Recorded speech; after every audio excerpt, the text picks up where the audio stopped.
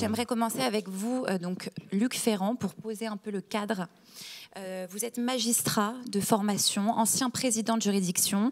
Vous avez exercé à la chancellerie. Vous êtes aujourd'hui secrétaire du collège de déontologie, délégué à la protection des données à la Chambre nationale. Vous avez participé à la rédaction du code de déontologie et des règles professionnelles qui encadrent précisément ces questions de communication. C'est pour ça que votre témoignage est crucial aujourd'hui. Alors dites-nous en quelques mots les grandes règles déontologiques à respecter lorsque un commissaire de justice, administrateur d'immeubles ou un intermédiaire immobilier souhaite communiquer. Merci beaucoup. Bonjour à tous. Donc, je vais être très très bref pour deux impératifs. Le premier, c'est qu'on est un peu en retard sur l'emploi du temps, et le deuxième, c'est qu'on m'a demandé de faire court. Donc pour une fois, je vais vraiment faire court. Donc juste quelques mots pour fixer le cadre, comme vous me l'avez demandé, et que vous repartiez avec une seule idée aussi claire que possible sur ce qui peut être fait et ne peut pas être fait, sans entrer dans les détails, parce que pour la mise en œuvre, les deux experts vont vous dire comment procéder et quels sont les moyens à faire valoir. Moi, je veux juste que vous ayez une idée en tête. Le monde a changé pour vous, administrateurs d'immeubles, puisque désormais, je pense que beaucoup d'entre vous l'ont déjà bien clair en tête, vous pouvez faire état de votre qualité de commissaire de justice. C'est l'autorité de la concurrence qui est souvent vécue comme une espèce d'épouvantail pour les professions libérales, qui a fait cette proposition à la profession, et c'est votre Chambre nationale qui a voulu franchir ce pas, et ce pas a été réfléchi. Pourquoi ? Parce que jusqu'à l'entrée en vigueur du code de déontologie, vous ne pouviez pas faire état de votre qualité de commissaire de justice quand vous agissiez en tant qu'administrateur de biens, et vous faisiez tous remonter le fait que votre singularité sur ce qu'on va appeler le marché, puisqu'il faut vraiment parler des choses telles qu'elles sont, ne pouvait pas être mise en valeur. Ce que vous avez évoqué, la confiance qu'on attache à la profession ne pouvait pas être valorisée. Donc vous ne pouviez pas vous distinguer. Et par ailleurs, pour une entreprise individuelle, il est extrêmement difficile, puisqu'à l'époque, c'était théoriquement possible, de se faire connaître par les modes classiques, et notamment par la publicité au sens classique du terme, parce que les très grands réseaux qui occupent des parts conséquentes sur le marché de l'immobilier utilisent abondamment, sur tout type de support, les modalités traditionnelles pour toucher les cibles de consommation. Donc, il fallait trouver votre singularité pour émerger et vous distinguer. Cette offre qui a été faite par l'autorité de la concurrence à la profession, c'était véritablement la possibilité de dégager une plus-value. Ça, désormais, c'est acté, inscrit dans les textes. Donc, vous êtes commissaire de justice, trait d'union, et j'insiste vraiment sur le mot trait d'union, administrateur d'immeubles, administrateur de biens. Cette double qualité fait que la qualité première l'emporte évidemment sur la qualité que je qualifierais d'accessoire, puisqu'on parle toujours d'activité accessoire. Donc toutes les règles de votre déontologie de commissaire de justice vont s'appliquer à votre activité d'administration de biens. La première d'entre elles, évidemment, c'est la confraternité, ce qui signifie, mais on le sent quand on évolue au milieu d'entre vous, que vous êtes solidaires d'une même déontologie, et on sent cette confraternité vivante, j'allais presque dire vibrante. Et ça, c'est aussi une force. C'est-à-dire que, bien sûr, vous êtes dans un environnement concurrentiel, mais entre vous, vous êtes liés par le respect. Et c'est extrêmement important parce que là aussi, ça renforce la notion de valeur.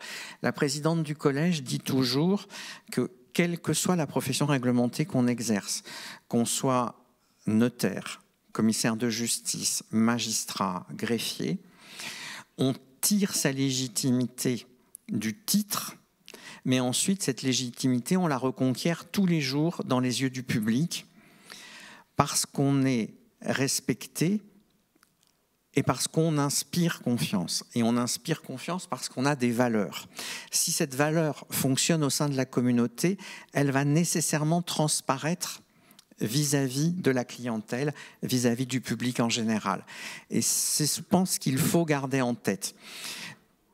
Une valeur déontologique n'est pas un handicap. Aujourd'hui, c'est une force. Vous avez été la première profession réglementée du droit à avoir des règles déontologiques. C'est là-dessus que les pouvoirs publics se sont appuyés pour donner ensuite à la profession un code de déontologie, mais qui émane d'elle-même. Ce n'est pas quelque chose qui est descendu de l'exécutif, c'est quelque chose qui est remonté de la profession. Ça a été créé par la profession elle-même. Ce mécanisme a été élargi aux autres professions du droit. Et la dernière qui va y accéder, ce n'est pas le moindre des paradoxes, c'est la profession de magistrat, qui jusqu'à maintenant n'avait pas de règles déontologiques et bien entendu pas de code. Ça ne veut pas dire, quand on n'a pas de règles, qu'on n'a pas de déontologie. Mais ce qui est très important aujourd'hui, c'est que tout le monde le sache, qu'on a une déontologie, qu'on la fait vivre, qu'on la respecte et même éventuellement qu'on la sanctionne. Donc, ça ne crée pas un handicap, malgré la limitation au regard des exercices que vous auriez pu avoir antérieurement pour vous faire connaître. Au contraire, c'est une plus-value. Vous êtes les seuls, avec les notaires, qui font un métier connexe au vôtre. Vous êtes les seuls sur ce segment à pouvoir mettre en valeur à la fois un titre et une force morale. Et pour moi, ce sont deux plus qui s'additionnent. Et là, véritablement, plus et plus font plus. Voilà. J'espère ne pas avoir été trop long. Mais alors, pour rentrer plus concrètement dans le vif du sujet, quand il s'agit de communication, toute la question, justement, c'est de savoir où se situe la frontière entre visibilité légitime d'une part et publicité interdite de l'autre. Alors, on va revenir à deux grands fondamentaux que vous connaissez tous. Le premier, c'est la valorisation du droit dans lequel vous évoluez. Vous le savez, en tant que commissaire de justice, vous le faisiez déjà quand vous étiez huissier. Au travers de vos sites internet, vous pouvez mettre en valeur votre compétence.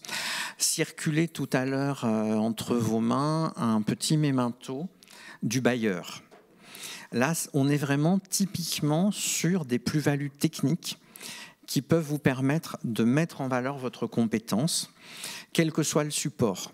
On va aller très vite sur les supports dématérialisés.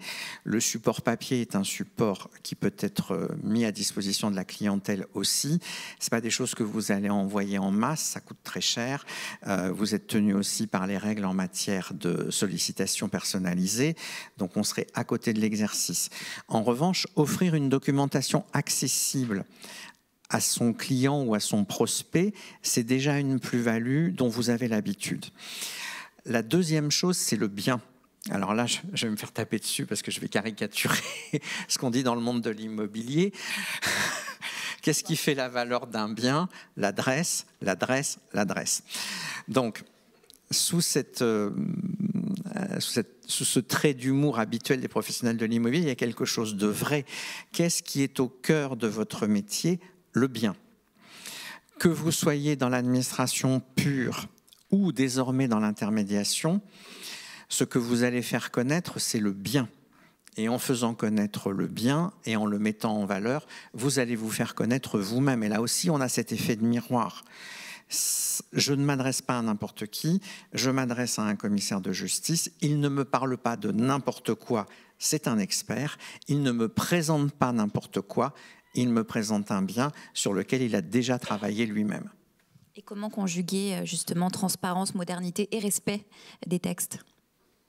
Alors, rien d'incompatible. Le fait de changer de support ne change rien à la philosophie. Je pense que ça va émerger très vite autour de cette table. On passe d'un univers du papier à un univers qui dématérialise le support. Mais le contenu est le même. C'est la façon de mettre en valeur qui diffère. En fait, il faut s'attacher aux messages. Et on revient à ces messages clés: compétence, sécurité par la respectabilité et qualité du service rendu. La qualité du service rendu, c'est le professionnalisme, la qualité des biens. On va continuer avec vous, Julie Doirin. Je vais commencer par vous présenter parce que vous avez un parcours pour le moins atypique et inspirant. Donc, vous êtes originaire de Saint-Brieuc. Vous avez d'abord fait vos armes dans la mode en tant que directrice artistique freelance pour Yves Saint Laurent, après des études de sciences humaines à la faculté de Rennes. Puis changement de cap, depuis maintenant près de 18 ans, vous avez exploré toutes les facettes de l'immobilier et du logement en France comme à l'étranger.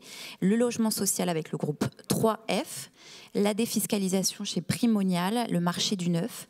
Dans plusieurs agences, vous dites d'ailleurs avoir construit votre légitimité sur le terrain. Je vous cite, aujourd'hui vous êtes une voix bien connue d'ailleurs du secteur, invitée régulière dans le club IMO de Marc Esrati sur Radio J, animatrice de la première table ronde, émission de table ronde de Ouest France IMO, préfacière de plusieurs ouvrages de référence et enseignante dans plusieurs établissements dont le SCP qui est le plus connu. Alors Julie, première question presque incontournable, que doit faire aujourd'hui un professionnel de l'immobilier et plus largement un commissaire de justice pour exister et être visible dans un univers où tout le monde communique? Finalement, comment trouver sa voix, son ton et sa légitimité? Je vais commencer par vous remercier pour l'invitation. Vous êtes captif. Depuis ce matin, je vous écoute, j'apprends beaucoup de choses. Et vous êtes resté cet après-midi, donc encore un grand merci. Merci à Sylvain, merci à tout le bureau. Pour bien comprendre finalement ce qui se passe, il faut partir de chiffres. Donc vous vous rappelez, j'ai fait des sciences humaines, donc j'aime bien les stats. Et le sujet, c'est que il y a quelques années, en France, quand on commençait à communiquer sur l'immobilier, sur à peu près 300 000 acteurs du secteur dont vous ne faisiez pas partie, puisqu'on vous met dans la catégorie droit. Moi, je considère que vous êtes moite-moite, vous êtes quand même aussi partie de la famille. Il y avait 10 000 comptes sur les médias sociaux, donc on est en 2020, et c'était catastrophique. Quand aux États-Unis, vous avez 1,4 million d'acteurs de l'IMO de la construction, ils sont tous sur les médias sociaux, sur un marché qui est beaucoup plus tendu que le nôtre. Aujourd'hui, quelques chiffres vous concernant, je vais vous rassurer, on a tous commencé il y a 5 ans dans la transaction, ils n'étaient pas beaucoup plus nombreux que vous. Il y a 45 comptes sur Instagram de commissaires de justice et administrateurs de biens, sur toute la profession. On voit, donc moi j'ai fait une petite étude sur le sujet, beaucoup ne mettent pas de photos. On sent que la partie déontologie pose un problème. Nous, dans l'immobilier, sur la partie transactionnaire, on a aussi un code de déontologie. Moi, mon compte Instagram, je l'ai cadré par rapport à notre code de déontologie, pas autre chose. Je ne suis pas là pour enfiler des perles, je ne suis pas là pour raconter ma vie, pour raconter ce qui se passe dans ma vie de famille. Je suis là pour parler de gens qui font des métiers passionnants, vulgariser, expliquer et surtout également préserver ma vie privée. Moi, j'ai commencé à m'amuser avec ce sujet-là. J'approchais de la quarantaine.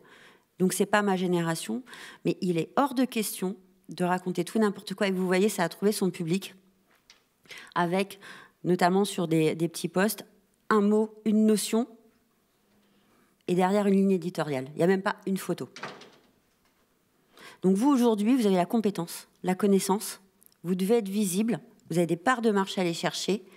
Les Français, ils ont une appétence sur notre sujet, véritablement. Sur les médias sociaux, avant on les appelait les réseaux sociaux, maintenant ce sont des médias sociaux. Les Français, contrairement aux autres pays du monde, viennent sur ces médias. Pourquoi? C'est une particularité franco-française pour l'éducation. Et vous avez des années d'études, vous avez la connaissance, les compétences, vous devez y être. Ça va vous permettre de faire plus de chiffres, de toucher le public, de créer des vocations. Je ne vous demande pas de faire un mémoire, mais si vous n'y êtes pas, vous n'êtes pas dans l'époque.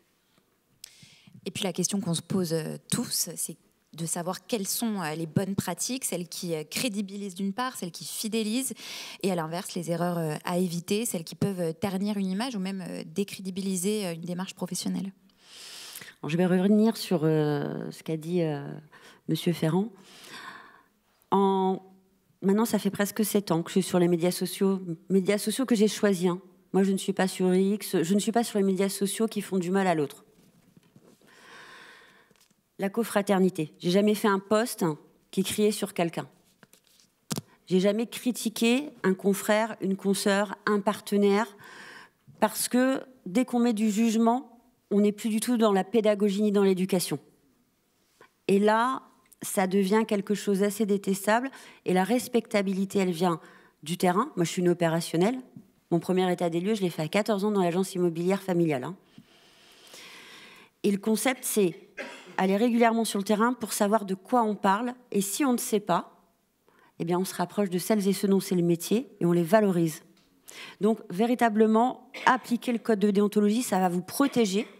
Et c'est à ce moment-là que vous allez vous amuser. Et très concrètement, Julie, combien de temps faut-il consacrer à la communication digitale? Parce qu'entre la gestion d'une étude, les dossiers, le terrain, on imagine, enfin on le sait, le temps nous manque à tous. Alors quelle stratégie adopter à la fois pour rester présent, mais sans y passer toutes ces journées? Comment bien équilibrer ce temps dédié aux médias sociaux? Alors là aussi, ça va être très très simple et je vais me tourner vers Pierrick, qui a été un partenaire de choix pendant tout le travail commun. Et puis vous allez nous retrouver aussi demain. Pierrick qui s'occupe de ce que j'appelle la communication institutionnelle. Donc quand vous avez quelqu'un qui fournit déjà des postes prêts, vous avez une partie du travail qui est réalisée. La partie qui va vous prendre du temps, et finalement pas tant que ça, c'est de raconter votre quotidien. Vous n'avez même pas besoin de montrer votre tête. C'est-à-dire, on doit voir les coulisses, on doit comprendre, on doit vivre votre vie pour finalement que vous incarniez quelque chose et qu'on se dise « mais oui, c'est vers un commissaire de justice que je dois aller et pas vers quelqu'un d'autre ». Donc, pour répondre à votre question, moi, je ne passe pas plus de 3 quarts d'heure par jour et je décompose en 3 sessions d'1 quart d'heure dans la journée. Le matin, quand je prends mon café, le midi, je regarde ce qui se passe et je réponds aux gens, et le soir, pour être sûr que tout va bien. Pas plus. C'est pas un métier. Votre métier, c'est le terrain. C'est vos dossiers, c'est vous réaliser en tant qu'être humain et en tant que professionnel du juridique, mais certainement pas devenir des geeks ou des geekettes. Moi, je ne suis pas geekette, je vous le dis. Dès que je peux éteindre un ordinateur, mon téléphone portable, je le retourne, je suis la plus heureuse du monde. Donc 3 quarts d'heure maximum, et vous allez voir que vous avez beaucoup de choses à raconter. On fera ça demain avec Pierrick. Mais vous avez beaucoup plus de choses à dire que vous n'imaginez. Et ça va aller très vite, mais on va essayer de vous impulser du plaisir. Je m'appelle donc Pierrick Bell, je suis Community Manager, spécialisé depuis 12 ans dans la communication digitale auprès des huissiers de justice, et aujourd'hui commissaire de justice. Et je travaille aussi bien pour votre activité principale que pour votre activité secondaire, donc l'administration de biens. Alors mon lien avec le groupement est ancien, puisque nous avons commencé à collaborer en 2015, à une époque où les réseaux les plus porteurs étaient Twitter et Facebook. Nous avons connu une pause, conséquence de la pandémie Covid, mais le groupement m'a recontacté, et je les en remercie sincèrement. Je suis heureux de faire partie de cette belle dynamique auprès d'une équipe pour qui le mot partenaire n'est pas galvaudé. Alors, pour ce nouveau démarrage, nous avons fait des choix stratégiques arbitrés et nous avons donc choisi de reprendre notre présence sur Facebook qui, malgré le fait que ce soit un réseau en perte de vitesse, notamment chez les plus jeunes, ça reste un réseau de tout premier plan. Nous avons également fait le choix d'investir dans une nouvelle plateforme, Instagram, puisqu'elle est particulièrement dynamique, et également de renforcer notre présence sur LinkedIn. Donc, l'idée stratégique du groupement, évidemment, c'est d'avoir une stratégie multicanale afin de faire connaître et de valoriser l'activité d'administrateur de biens auprès des professionnels et du grand public. Alors peut-être que vous avez déjà vu des publications du groupement passé, notamment sur LinkedIn parce que c'est souvent là où vous êtes vous-même les plus présents, les plus actifs. Alors, nous utilisons donc cette plateforme professionnelle pour relayer des informations, les informations les plus importantes du groupement institutionnel, comme cette publication d'un partenariat avec Visal, mais également pour relayer d'autres types d'informations, comme des actualités immobilières, afin de toucher une audience plus large. En termes de chiffres, on a des 8000 impressions vues à peu près sur un mois. Il y a surtout un taux d'interaction élevé de 12,5. Donc ça intéresse le public. Concernant notre... vas-y, s'il te plaît. Notre présence donc, sur Meta. Donc sur Meta, c'est Instagram et Facebook. Je ne vais d'ailleurs vous présenter que des visuels liés à Instagram, parce que si de mon côté en interne, effectivement, je différencie les comptes par les types de formats ou en optimisant les textes, les deux plateformes restent proches et je ne voulais pas surcharger la présentation. Donc nous utilisons ces deux comptes pour promouvoir l'activité d'administrateur de biens auprès du grand public, et ceci par des publications, par des posts visuels et impactants. Ce travail qui est engagé par le GCJAI permet déjà de faire connaître l'activité auprès d'une large audience, d'un large public. Mais si nous voulons que cette dynamique aille plus loin, vous avez tous un rôle à jouer. En fait, si vous communiquez même un peu sur vos propres réseaux, vous ne faites pas que valoriser votre propre image. Vous renforcez aussi l'image de l'association et par extension aussi celle des autres adhérents. C'est vraiment une dynamique vertueuse.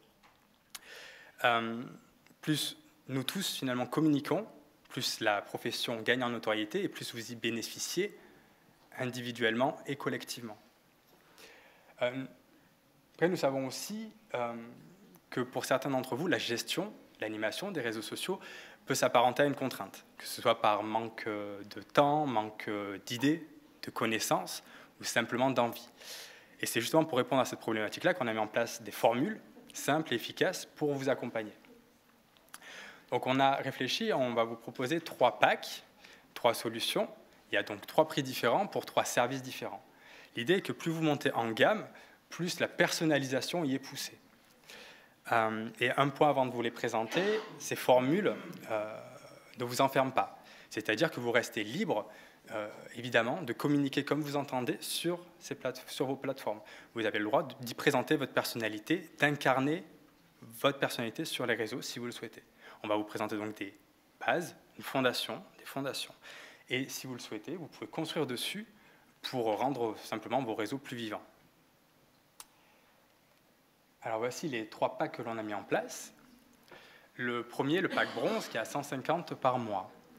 À ce prix, nous vous proposons en fait la création de vos comptes sur Facebook, Instagram et vos fiches établissements Google. On vous propose également de diffuser, à raison de 3 posts semaine sur chacun des comptes, vos publications, les publications du groupement sur chacun des comptes. Donc en fait, ça vous permet d'avoir une présence régulière et professionnelle, sans contrainte, mais avec une vraie efficacité.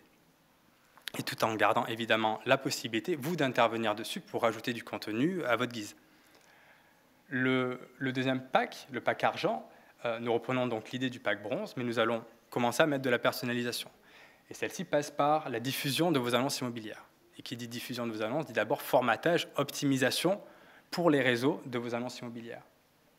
Et à ce prix, nous vous proposons également, pour ceux qui ont un lien, un site Orisha, la rédaction et la diffusion d'articles sur leur site web. Le fait de proposer un contenu nouveau et pertinent sur votre site web permet d'être valorisé par Google et donc de gagner en référencement, tout simplement. Enfin, le dernier pack, là on entre vraiment dans de la grande personnalisation.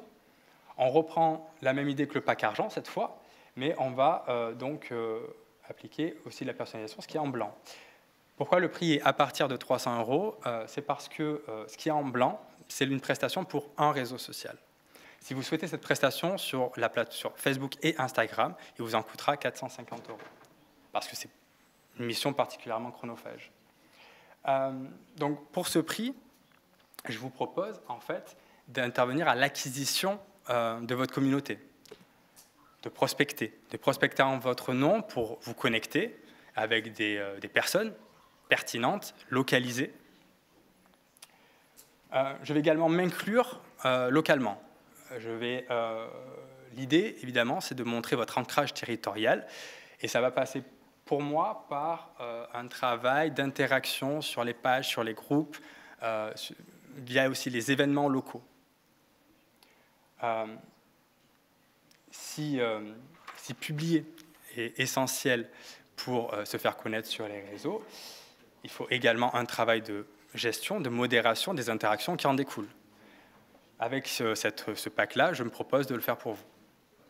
Et enfin, une charte graphique personnalisée.